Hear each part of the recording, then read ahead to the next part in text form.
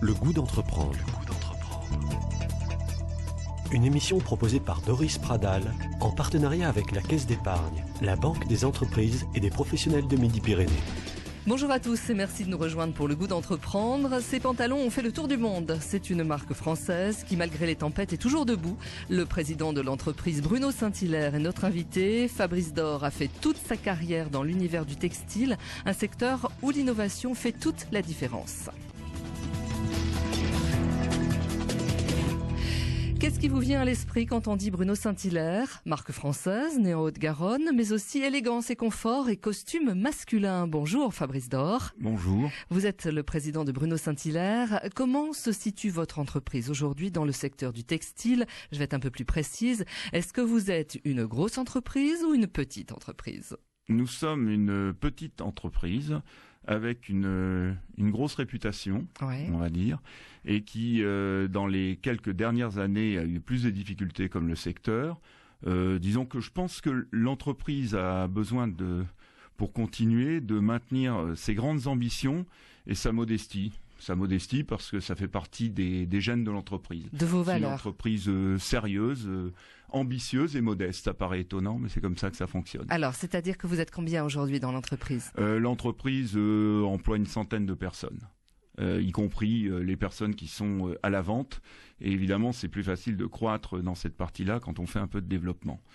On va en reparler tout au cours de au long de cette émission. Alors, je le disais en introduction, vous avez tenu le choc malgré les tempêtes. Vous avez été contraint il y a quelques années, l'entreprise, de déposer le bilan.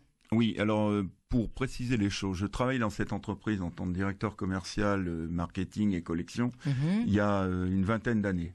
Et puis l'entreprise, dans les années précédentes à mon arrivée, a eu de très grosses difficultés qui l'ont pratiquement conduit au dépôt de bilan. Donc elle s'est retrouvée en plan de continuation dans un deuxième temps.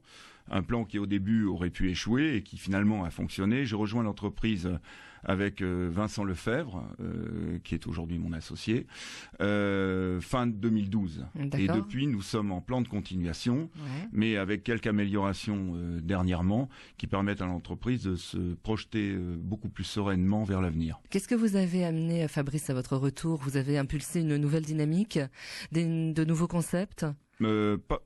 Non, je pense pas que nous ayons apporté de nouveaux concepts, mais on a remis les choses en place et on a redonné de l'importance aux fondamentaux de l'entreprise en se tournant vers l'avenir. Et dans ces fondamentaux, il y avait la recherche et le développement. Donc évidemment, on est revenu vers la recherche et le développement. On est revenu vers nos valeurs ajoutées, vers nos différences. C'est important, surtout sur un marché qui est actuellement très secoué et qui est très compliqué. Le secteur textile est un univers impitoyable.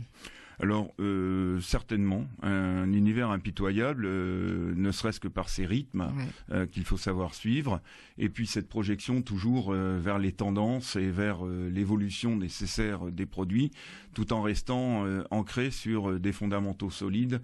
Je dirais qu'une fois que tout est organisé, que tout est parfait, que tous les produits sont au point et qu'ils sont même commandés, une fois qu'ils sont fabriqués et prêts à être livrés, il y a encore quelque chose qui peut arriver et qui fait que ça ne se passe pas comme prévu. Donc on est toujours en train de trouver des solutions à des petits dysfonctionnements. On fabrique pas des boulons, on fabrique des vêtements. Donc nécessairement, la chose est plus sujette à problématique. C'est la vie de tout entrepreneur, ce n'est jamais un long fleuve tranquille. Non, mais je pense que dans le textile, c'est encore plus intéressant. Alors justement, qu'est-ce qui fait votre différence? Qu'est-ce qui fait le petit plus? Pourquoi on va aller s'habiller chez Bruno Saint-Hilaire? Je pense que quel que soit le produit de notre gamme, il y a obligatoirement des valeurs ajoutées. Des valeurs ajoutées qui font qu'à un moment, le rapport qualité-prix du produit est intéressant. Ensuite, il y a une certaine fidélité à des méthodes de distribution. Nous passons par des spécialistes qui sont des multimarques dans chacune des villes de France. C'est-à-dire, ce sont des grands magasins? C'est ni plus ni moins qu'un magasin dans lequel vous avez plusieurs marques.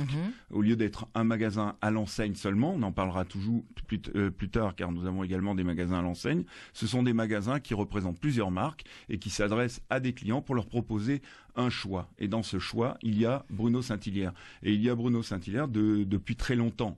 Saint-Hilaire est une marque qui a, je dirais depuis 1973, un réseau de distribution multimarque, donc indépendant, qui dans les villes de France et à l'étranger distribue la marque parmi d'autres. Sinon, nous avons des corners dans les grands magasins, en effet, et également quelques magasins à l'enseigne. Vous avez quelle image ? Je dirais une image de qualité, principalement, et une image également de confort et une élégance à la française, je dirais actuelle, mais sans chercher à être précurseur. C'est-à-dire que vous avez su vous renouveler au fil des années, innover, de quelle manière ? Absolument. Au départ, nous étions pantalonniers.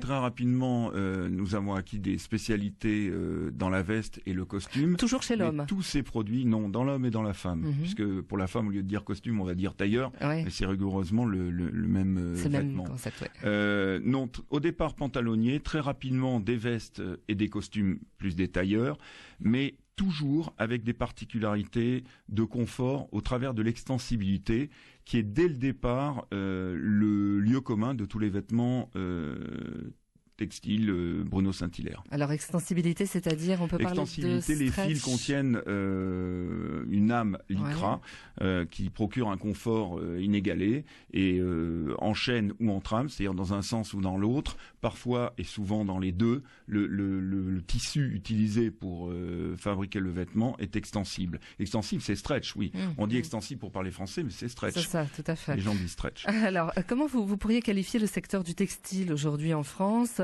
Il est à la peine ou il est à la relance ? Il est à la peine.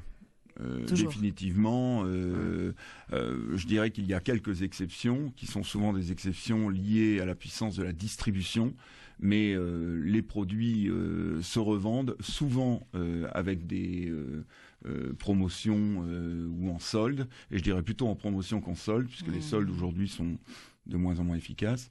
Je dirais que la promotion tout au long de la saison est quelque chose qui trouble passablement la distribution et la réussite du textile.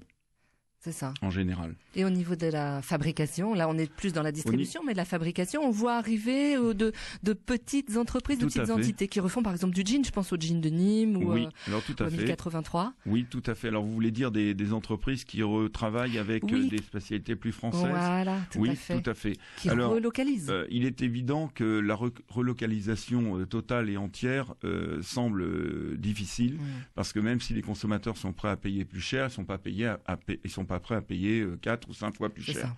Or, on est dans des exigences sociales en France qui font que les salaires sont à un niveau beaucoup plus élevé que les pays dans lesquels nous fabriquons, qui sont pourtant des pays européens. À savoir que Saint-Hilaire, depuis de très très nombreuses années, par exemple, travaille dans des pays européens dans lesquels les salaires augmentent, mais qui sont des salaires qui sont quand même inférieurs à ceux qui sont pratiqués en France, ce qui fait qu'on a un prix de revient qui nous permet d'être à un prix tout à fait compétitif. Aujourd'hui, relocaliser 100% de la production me paraît difficile. En revanche, j'ai bien l'intention de relocaliser une partie de cette production sur des produits à forte valeur ajoutée pour lesquels le prix de revient industriel serait moins pénalisant dans le prix de vente public. Sur quel type de produit ?